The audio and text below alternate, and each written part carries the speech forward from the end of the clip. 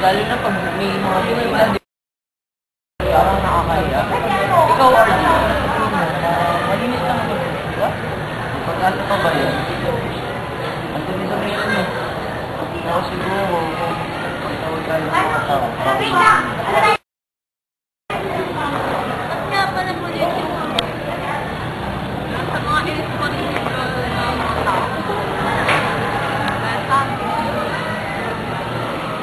Ba't hindi sila magtapon sa basurahan? Ba't kaya RG? Bakit sila sila ba yung kapag?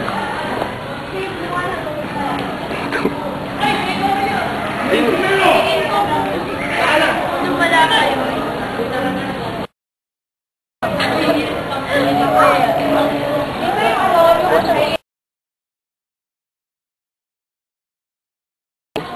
Alam niyo bang nagpo-birthday berries ng Dota kay Vito?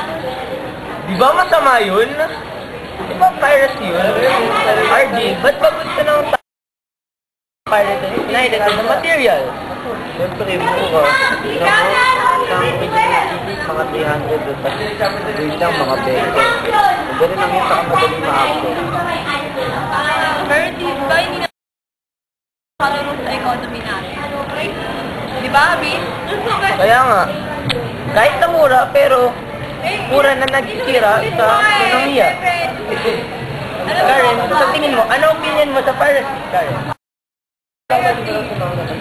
Maraming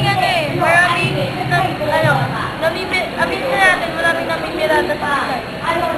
Pero marami silang antay sa Pisay. Kasi, sa Pisay, ano yung mga epekto ng natin sa iba't ibang aspect ng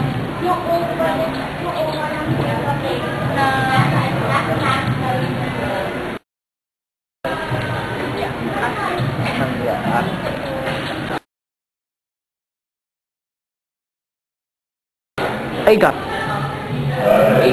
Alam niyo ba kung ba't tayo nasa TikTok? na-educate na tayo para enhance yung skills na nakita nila sa atin sa science and technology. Pero minsan, yung mga natututunan natin nagagawa natin advancement sa technology, nakakasila din sa atin.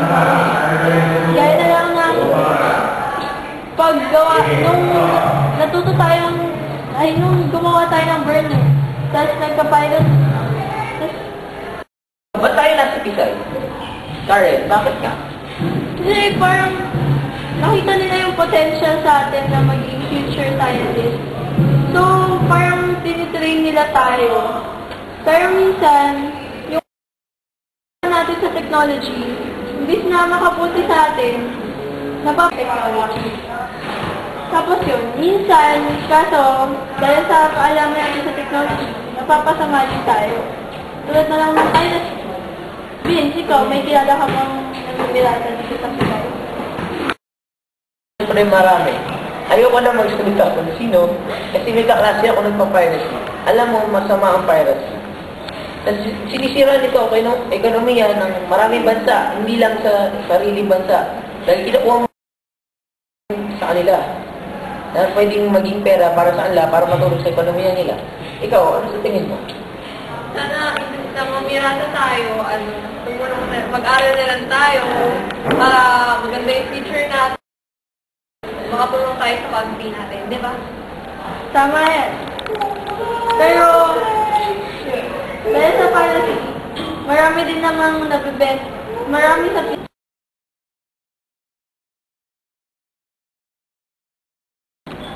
Guys, hindi ba ka na-istorbo na fact na isa ito, squatter yung nasa harap natin?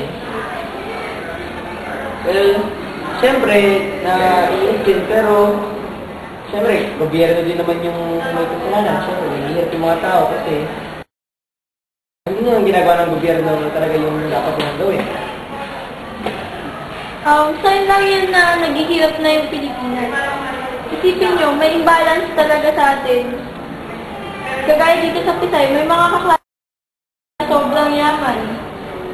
Ilan-ilan yung kotse. Tapos isipin nyo, tingnan nyo yung mga tao sa harap natin. Sobrang hirap naman nila. Di ba? Imbalance yun. Ikaw, Cheska, ano sa tingin? Yung poverty, maraming causes yan. Isang cause niyan, yung government failure. Dami-dami na nga nating mga problema dito sa Pilipinas. Hirapan na tayo ng budget, kinokora na kanila tayo, di ba? Di ba, Ben? Eh, hindi na naman ng gobyerno hindi kasalanan. Sila rin.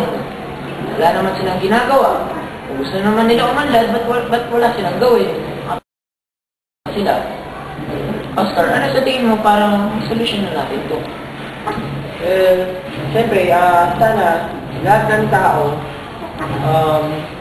sana lahat sila magpag-aral. Hindi sila lang kahit na hinihirapan sila. At ang gobyerno, sana supportahan din naman nila. Mas madaming mga scholar, mga gano'n. Kaya mag-donate man lang sila ng mga libros, mga publicists. Dahil biruin mo, mga 5 estudyante sa isang libro.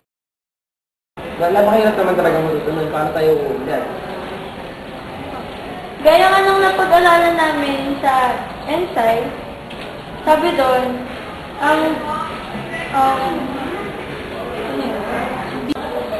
poverty ay yung lack of education. Siyempre, pag edukado kang tao, mas maraming opportunities. Mas marami kang nalalaman, mas marami kang ways para ma-solve yung problema mo. And, siyempre, hindi sila matutulungan ng gobyerno kung sila, hindi din nila kayang tulungan yung sarili nila. Or wala silang gawin yung paraan para tulungan yung sarili nila. So, dapat yung motivation, mauna sa sarili nila.